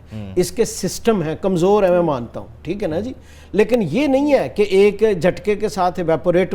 श्रीलंका देखें हुआ ना बैंकरप्ट, डिफॉल्ट हुआ, रिकवर कर गया ना, इंशाल्लाह हम भी रिकवर कर जाएंगे, ठीक है। हमने लोगों को ये बताना है कि जो वाइटल चीज़ें हैं, जैसे बच्चों की एजुकेशन है, कैपेसिटी बिल्डिंग है, उस पे कंप्रोमाइज न करें, हमारी आबादी में बड़ा ठीक फर्क है। हाँ ये बहुत बड़ा चैलेंज है जी हमारे लिए, हमारी ज्यादा आबादी। अब देखें, आबादी तो फिर अल्लाह ताला तो नहीं क्रिएट कर रहा ना, ये हमारा बात कर रहा हूं कि आपने श्रीलंका की मिसाल दी कि वो डिफॉल्ट से किस तरह से कमबैक किया। देखें मेरी आबादी का बहुत बड़ा फैक्टर है। आफ्टर ऑल हमने इसे एक रैशनल सोसाइटी बनाना है, ठीक है। अगर हम मिल्क प्रोड्यूस नहीं कर रहे तो कौन प्रोड्यूस करके देगा हमें मिल्क? हमने ही प्रोड्यूस करना है ना। हमने प्रोडक्शन सिस्टम्स को एफिशिएंट करना, नंबर एक बात। नंबर दो बात है इंडिविजुअल्स को, खास तौर पे यूथ को इंगेज करना प्रोडक्शन सिस्टम में। अब देखें हमारी एग्रीकल्चर दुनिया में वर्स्ट परफॉर्मिंग एग्रीकल्चर है। हमारी इतनी यूथ है, सारे नौजवान भागे हुए हैं क्लर्क बनने के लिए, उनको कोई अपॉर्चुनिटी नहीं मिल रही है। मैं अर्ज करता हूं ना, अपॉर्चुनिटी अपनी जगह है। अब हमारे पास इतनी एग्रीकल्चर फर्टाइल लैंड है, अगर हम मैकेनाइज्ड एग्रीकल्चर, मॉडर्न एग्रीकल्चर शुरू करें, गवर्नमेंट कोशिश कर रही है इस पे। मैं सिर्फ एक बात कहना चाहता हूँ, बहुत मसाइल हैं, बहुत प्रॉब्लम्स हैं, बहुत फ्रस्ट्रेशन है, लेकिन ये कहीं और से आके ये मसले हल नहीं होने। पहले भी हमने कर्जे ले लेके अपना बेड़ा गर्क किया है। हमारी यूथ ने हिम्मत के साथ इन टेबल्स को टर्न करना है और इस मुश्किल को एक अपॉर्चुनिटी में तब्दील करना। डॉक्टर साहब, ये जो पॉजिटिविटी है जो आपकी जानिब से मिली है और आप जितने पॉजिटिव हैं, कैरी करके इसको फिर रहे हैं। देखिए मेरी अर्ज सुने, ये बहुत सारे लोग हैं, मैं यंग पीपल को डील करता हूँ। यूनिवर्सिटी ऑफ फुकाड़ा मैंने ज्वाइन की एज ए वाइस चांसलर, 4 साल रहा। 2500 से 20,000 स्टूडेंट, वेरी एनर्जेटिक स्टूडेंट। इस वक्त यूनिवर्सिटी ऑफ रावलाकोट में वाइस चांसलर। ठीक है डॉक्टर साहब, आप कह रहे हैं कि अपॉर्चुनिटीज प्रोवाइड करने की जरूरत है। हमारे अंदर बहुत पोटेंशियल है, हमारी सोसाइटी को इसी तरह से आगे लेके चलें। Thank you so much sir आपके टाइम का। तो खैर एक ब्राइटर साइड ये है कि उम्मीद रहती है कि हम बाउंस बैक करेंगे और इंशाल्लाह करेंगे, लेकिन उस वक्त तक पता नहीं हम क्या करेंगे, ये भी एक सवाल है। जैसे कि अभी इस सवाल के साथ साथ मैं आपको LPG की कीमत भी बता देता हूँ, उसमें भी इजाफा हुआ है। 38 रुपये 97 पैसे का एक बड़ा इजाफा है और LPG की जो फ़ी किलो कीमत है वो 201 रुपये 15 पैसे से बढ़कर अब 240 रुपये 12 पैसे हो चुकी है। और 11.8 किलो का जो सिलेंडर है उसकी कीमत में 459 रुपये 85 पैसे का इजाफा हो गया है। घरेलू सिलेंडर की कीमत 2,373 से बढ़कर 2,833 रुपये हो गई है और ये सारी सूरत हाल है। जिस तरह से हम देख रहे हैं कि बिजली की लोड शेडिंग होती है, तो बहुत से इलाके ऐसे हैं कि गर्मी का मौसम है लेकिन वहाँ पे गैस भी मुयस्सर नहीं है, तो इन एनी केस उन्हें घरेलू सिलेंडर भरवाने पड़ते हैं। वो लोग क्या करेंगे? शबीर हैदर हमारे साथ मौजूद हैं, उनसे हम जान लेते हैं। शबीर, सिलेंडर की जो प्राइसेस है उसमें भी इस हद तक इजाफा हुआ है और जिस तरह से अभी हम बात कर रहे थे कि बहुत सी जगह ऐसी है जहाँ पे गैस नहीं आती तो लोगों को सिलेंडर भरवाने ही पड़ते हैं। क्या कह रही है आवाम इस पे? यकीनन सरापा एहतजाज है, लेकिन क्या कोई हल नज़र आ रहा है? जी, अगर बात की जाए तो पेट्रोलियम मसनूआत की कीमतों में इजाफे के बाद अब LPG को भी पर लग गए हैं और इस वक्त LPG के घरेलू सिलेंडर में जो है कीमत में बहुत बड़ा इजाफा किया गया है। फ़ी किलो कीमत में 38 रुपये 97 पैसे इजाफा किया गया और इसमें फ़ी किलो कीमत के साथ 201 रुपये 15 पैसे से बढ़कर अब कीमत जो है वो 240 रुपये 12 पैसे मुकर्रर हो गई है। और इसके साथ साथ अगर बात की जाए तो ये 11.8 किलोग्राम सिलेंडर की कीमत में 459 रुपये 85 पैसे जो है वो ये इसकी कीमत मुकर्रर की गई है। और इसके साथ साथ 11.8 किलोग्राम सिलेंडर की कीमत में 2,373 रुपये से बढ़कर जो है 2,833 रुपये कीमत हो गई है। और इस हवाले से घरेलू सिलेंडर की कीमत में इजाफे के बाद जो जितने भी ये घरेलू सार्फिन हैं उनकी मुश्किलात और परेशानियां मज़ीद बढ़ गई हैं। और इस हवाले से जितने भी शहरी हैं और इस घरेलू सिलेंडर को इस्तेमाल करने वाले सार्फिन हैं वो इस वक्त सरापा एहतजाज नज़र आ रही है। शबीर हैदर आप सूरत हाल से हमें अपडेट कर रहे थे। आवाम यकीनन सरापा है और कोई सुनवाई नज़र नहीं आ रही है और अभी तक हालात की दुरुस्तगी के भी कोई इम्कानात नज़र नहीं आ रहे। हमें ब्रेक पे जाने, ब्रेक से वापस आते हैं तो मज़ीद खबरें भी शामिल करेंगे।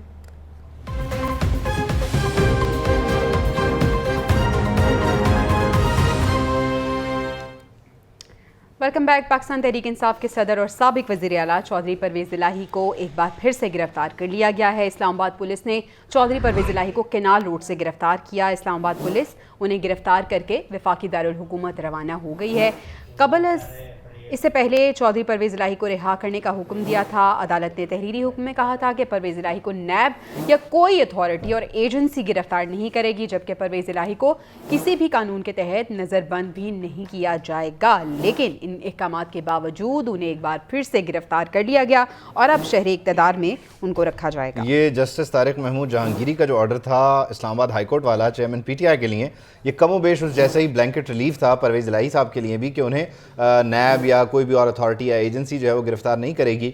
लेकिन इस्लामाबाद पुलिस ने, क्योंकि इस ऑर्डर से पहले 3 MPO के तहत उनकी नज़रबंदी का एक ऑर्डर जारी कर रखा था इस्लामाबाद इंतज़ामिया ने, DC इस्लामाबाद ने, तो इस्लामाबाद पुलिस लाहौर में मौजूद भी थी और घर पहुँचने से पहले पंजाब पुलिस की हिरासत में जब वो मूव कर रहे थे तो जो है परवेज़ इलाही को बीच रास्ते रोका गया और फिर उन्हें गाड़ी से निकालकर वफाकी दारुल हुकूमत इस्लामाबाद इस वक्त ले जाया जा रहा है।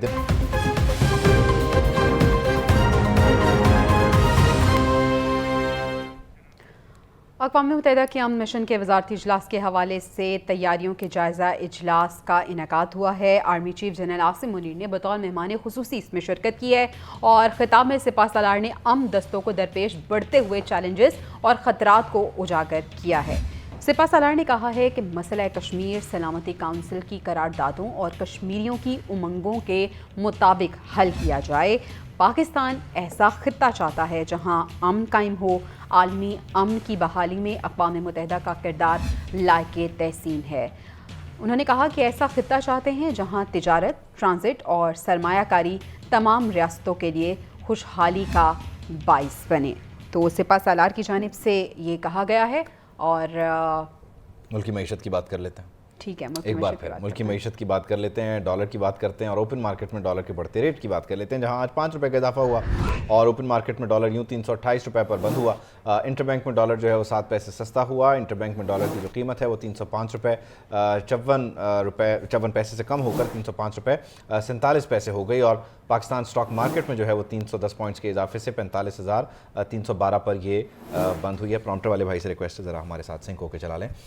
तो ये सूरत हाल इस वक्त है कि ये जो इंटर बैंक और ओपन मार्केट है उसमें आज के दिन ये सारी फ्लक्चुएशन देखी गई है। ओपन मार्केट में जो है डॉलर वो कुछ बढ़ता नजर आया, जबकि इंटर बैंक में कुछ 7 पैसे आ गया। जब कमी होती है तो वो इसी तरह से कुछ आटे में नमक के बराबर होती है और जब इजाफा होता है तो वो बहुत ज़्यादा होता है, चाहे वो डॉलर हो, चाहे वो बिजली के बिल हों और चाहे वो पेट्रोलियम मसनूआत की कीमतें हों। डॉक्टर कैस असलम साहब को शामिल गुफ्तगू करते हैं। डॉक्टर साहब, thank you so much for your time.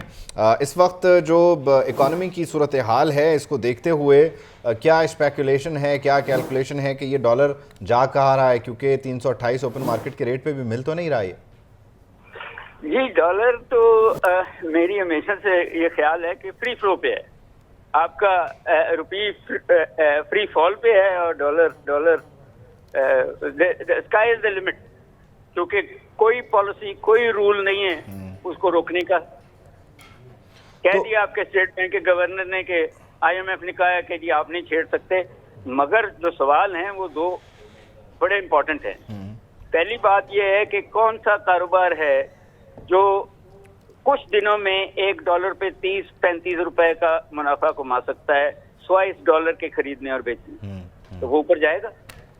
Exactly. अच्छा, इसमें ये जो आप बात करें कि ये फ्री फॉल है and sky is the limit, तो इसमें ज़्यादा बेहतर क्या है कि हुकूमत इसको नकेल डाल के रखे, खुद मैनेज करे?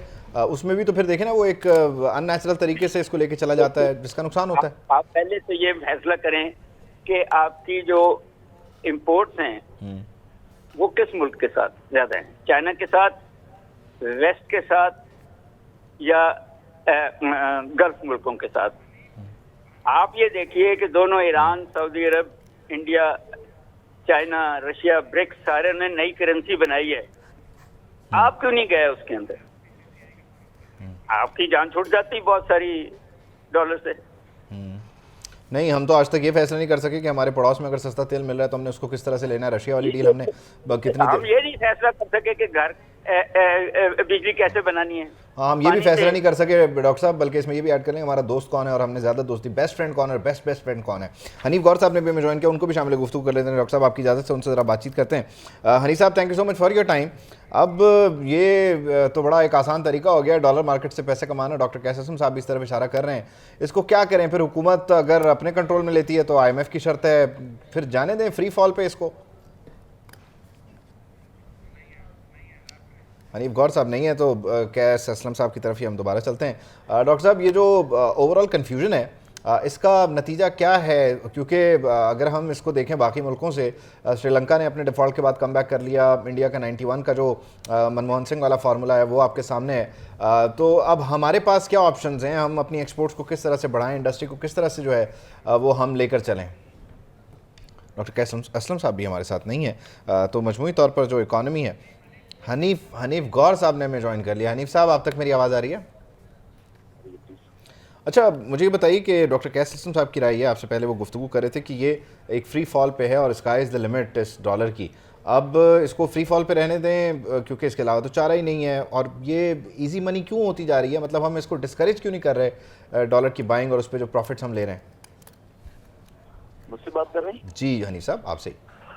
देखिए, हम डिस्करेज कैसे करें? डिस्करेज तो मुल्की हालात से होता है। जब मुल्की किसी भी मुल्क के अंदर सियासी हालात बेहतर होते हैं तो मेरे ख्याल से उसमें इकॉनमी जो है तो सेटलमेंट की तरफ जाती है। लेकिन आप ये देखें कि हमारी बदकिस्मती से हमारे मुल्क में कई अरसे से जो सियासी हालात हैं, हमारी सियासी बदअमनी चल रही है पूरे मुल्क में। अब जब तक ये सियासी बदअमनी खत्म नहीं होगी, हम सच बोलना नहीं शुरू करेंगे, तो उस वक्त तक मैं नहीं समझता कि हमारे मुल्क के हालात बेहतर हों। अब जब भी इस किस्म की सिचुएशन होती है, चाहे वो आज पाकिस्तान हो या वो दुनिया की कोई भी मुल्क हो, उसमें इसी तरह से जब बेचैनी होगी तो हमेशा से जो फॉरेन करेंसी होती है वो बढ़ना शुरू हो जाती है। आज भी आप ये देखिए कि यहाँ पर लोग क्या कर रहे हैं कि उन्हें पता है कि डॉलर में ऊपर जाना है, जिसको कभी डॉलर कभी जरूरत भी नहीं है वो भी डॉलर मार्केट से परचेज करके अपने घर में जखीरा कर रहा है या गोल्ड का जखीरा कर रहा है। तो आप ये देखिए कि ये बेचैनी है मुल्क के अंदर, लोगों में बेचैनी है। तो ये आप ये देखिए कि हम हमारे जो मीशतदान आते हैं, जैसे मेरे भाई बैठे हैं यहाँ पे जो माहिर मीशत हैं, ये भी कहेंगे कि डॉक्टर असलम साहब कहेंगे कि नहीं जी, मार्केट तो हमेशा से ओपन होनी चाहिए और बिल्कुल ये जरूरत है। लेकिन ये मैं समझता हूँ कि ये ओपन मार्केट से बाहर निकल गई है 328 रुपए पे डॉलर पहुंचने के बाद। अब देखिए कि किसी के भी कंट्रोल में नहीं है, ना स्टेट बैंक कोई कंट्रोल कर सकता है, ना फॉरेन मिनिस्टर कंट्रोल कर सकते हैं। हम बड़ी ये सोच हमारी थी कि शमशाद अख्तर साहिबा बहुत अच्छी शख्सियत है, बहुत अच्छा इनके लिए एक्सपीरियंस है, उनका गवर्नर स्टेट बैंक का भी एक्सपीरियंस है, उनका वर्ल्ड बैंक का भी एक्सपीरियंस है। ऑब्वियसली फिर वो एक लिमिटेशन है, और फिर मसला ये है ना इसमें हनीफ गौर साहब के वो जो पिछली हुकूमत यानी साबका हुकूमत गई है PDM वाली, उसने जो फैसले लिया और उससे पिछली हुकूमत, तो ये तो अब ये एक ट्रांजिशनल पीरियड है इनका, इसमें ये क्या कुछ कर सकते हैं। मैं जरा आपकी इजाज़त से कैसम साहब को भी शामिल गुफ्तगू कर लेता हूँ।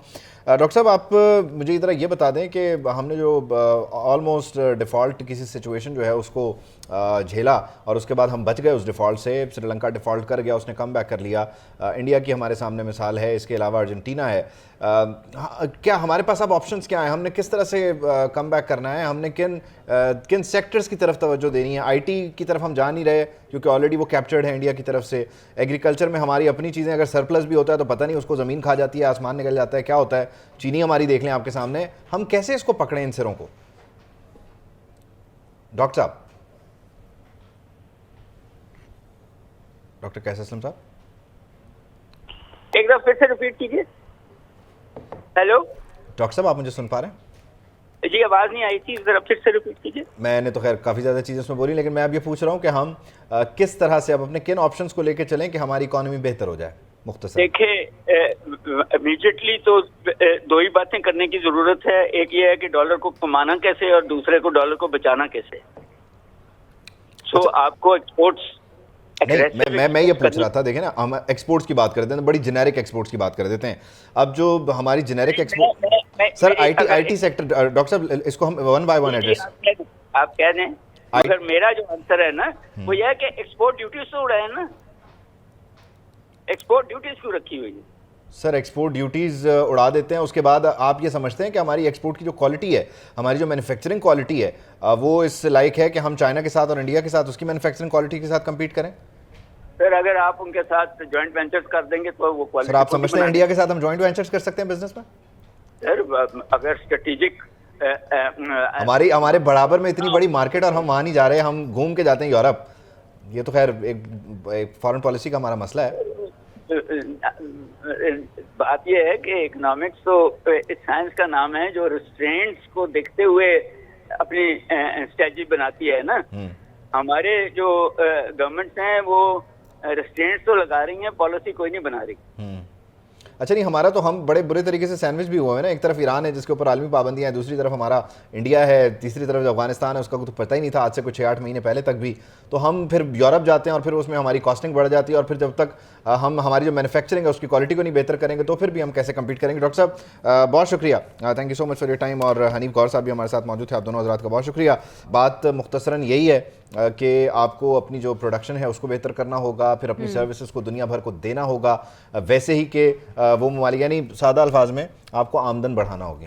बिल्कुल ऐसे ही है, ये हल तो मौजूद है। हम ये भी मानते हैं कि फौरी तौर पे इम्प्लीमेंटेशन नहीं है, लेकिन स्टार्ट तो होना, क्योंकि अगर स्टार्ट हमें नज़र आएगा तो फिर ही हम देख सकेंगे कि आगे जाके हम कुछ बेहतरी कर पाएंगे। लेकिन अभी फिलहाल ऐसी कोई सूरत नए नजर अहद नहीं का है। आगाज़ हाँ। होने जा रहा है शाराए दस्तूर पे 16 तारीख से, यानी कि एक ट्रांजिशन होगी वहाँ पर भी। उससे पहले क्या हो रहा है ज़रा उसकी भी खैर खबर लेते हैं। आज भी एक अहम केस की समाअत हुई और नैब कानून का कारोबारी शख्सियात के खिलाफ गलत इस्तेमाल किया गया। किसी जुर्म की नौयत तब्दील करना दुरुस्त नहीं है, करप्शन मुआशरे और आवाम के लिए नुकसानदेह है। नैब तरामीम में जुर्म को ख़त्म करना कानूनी है या गैर कानूनी?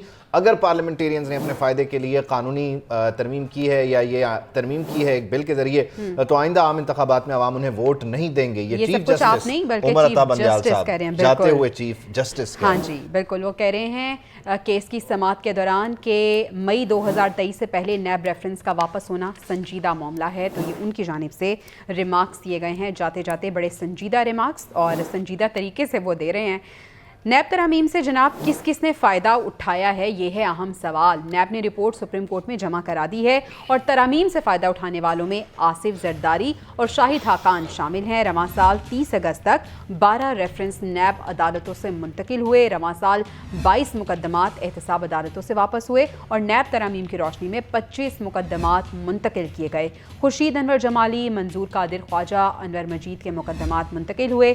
जाली अकाउंट्स केस के मरकजी मुल्ज़िम हुसैन लवाई का केस भी निकल गया है। तो किसने क्या फ़ायदा लिया, क्या फ़ायदा उठाया नैब तरामीम से, ये तो आपने जान लिया है। लेकिन एक अहम सवाल जिसकी आज पूरा दिन हमने बात नहीं की, लेकिन अपने प्रोग्राम के इख्तिताम पे हम करते हैं, आम इंतखाबात के वो क्या कब होंगे। पीपल्स पार्टी की कह लें कि बात सुन ली गई है पार्शली, क्योंकि उन्होंने कहा था कि इस ड्यूरेशन को कम कर दें। इलेक्शन कमीशन ऑफ पाकिस्तान ने नई हल्का बंदियाँ 30 नवंबर तक मुकम्मल करने का फैसला किया है। दौरानिया यानी कि कम कर दिया गया है। पहले ये 14 दिसंबर तक जाना था, लेकिन अब ये 30 नवंबर तक मुकम्मल कर लिया जाएगा नई हल्का बंदियों का प्रोसेस। और इस सारी सूरत हाल में अब ये कह लीजिए कि पाकिस्तान पीपल्स पार्टी ने जो एक तजवीज़ दी थी उसे आज chief election commissioner Sikandar Sultan Raja की सरबराही में इजलास में जो है उस पर डिस्कशन हुआ और एक नया शेड्यूल और हल्का बंदियों से मुताल्लिक़ उमूर पर ठीक है। साबिक सेक्रेटरी इलेक्शन कमीशन कुंवर दिलशाद साहब ने हमें ज्वाइन किया है। बहुत शुक्रिया कुंवर दिलशाद साहब आपके वक्त का। सर अब बड़ी पेशरफ सामने आई है, नई हल्का बंदियों का दौरानिया कम करने का कहा गया है। 14 दिसंबर से अब 30 नवंबर तक का वक्त दे दिया गया है। सर वक्त तो दे दिया गया है, आपको लगता है कि काम हो जाएगा नई हल्का बंदियों का इस दौरानिया में? हमें ज़ाहिर है इलेक्शन कमीशन पाकिस्तान ने जो अपने मारूजी हालात को देखते हुए जिस अंदाज से सियासी जमात के सरबराहों ने इलेक्शन कमीशन पाकिस्तान के मुलाकातें की हैं, मशावरत हुई है, और उन्होंने भी अपना ये कंसर्न का इज़हार किया कि हल्का बंदियों का शेड्यूल जो है उसको जरा कम कर दें।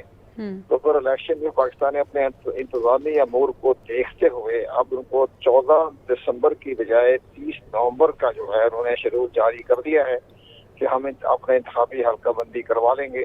लेकिन मुझे नजर आ रहा है कि इसमें और मजीद भी कमी होने के इम्कानात हैं। अच्छा, अब जब ये अभी तब ये आहिस्ता आहिस्ता जब आगे लेके बढ़ेंगे, तमाम जिलों की मरदमशुमारी सामने आएगी, उनके नक्शे उनके तमाम चीज देखेंगे, तो ये तमाम इतना ज्यादा मुश्किल तरीन मरहला नहीं होगा और मुमकिन है कि इलेक्शन में पाकिस्तान इसमें मजीद जो है वो कम कर दें। तो लेकिन ये बड़ी अच्छी खुशआइंद बात है कि इलेक्शन फिलहाल 30 नवंबर किया है।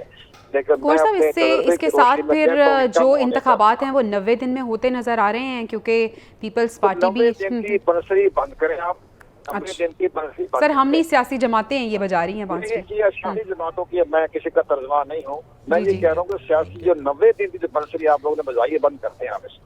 सर हमने तो नहीं, ये खासतौर पे पीपल्स पार्टी की जानिब से कहा गया है। जी जी वो तो शेड्यूल दे रहा है, हल्का बंदियां करवा रहा है, इंतखाबी फरिश्ते बना रहा है, तो 90 दिन की बरसरी क्यों बजाया जाए यार?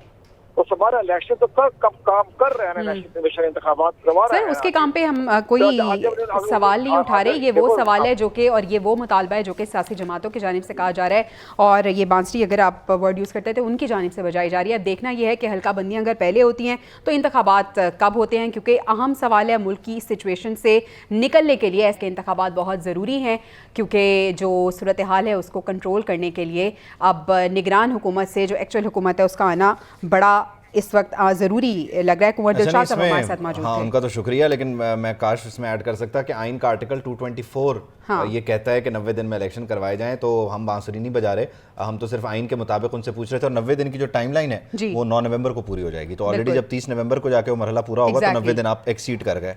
दोनों तरह से ऐसे ही है, और ये वो मुतालबा है जो सियासी जमातों की जानिब से भी, लेकिन 90 दिन आप एक्सीड कर गए। 9 नवंबर से जैसे 10 नवंबर हुआ 90 दिन खत्म हो गए, 90 दिन खत्म हो गए। खैर, साइफर केस की समाअत अटक जेल में करने के खिलाफ चेयरमैन पीटीआई की जो दरखास्त है उस पर एतराज़ात दूर कर दिए गए हैं। इस्लामाबाद हाई कोर्ट ने सेक्रेटरी कानून और सेक्रेटरी दाखिला को नोटिस जारी कर दिया है। डीजी FIA, IG इस्लामाबाद और जेल हुकाम से भी जवाब तलब किया गया है। चेयरमैन पीटीआई ने अदालत को अटक जेल मुंतकिल करने का नोटिफिकेशन कलअदम करार देने की दरख्वास्त दायर कर रखी है।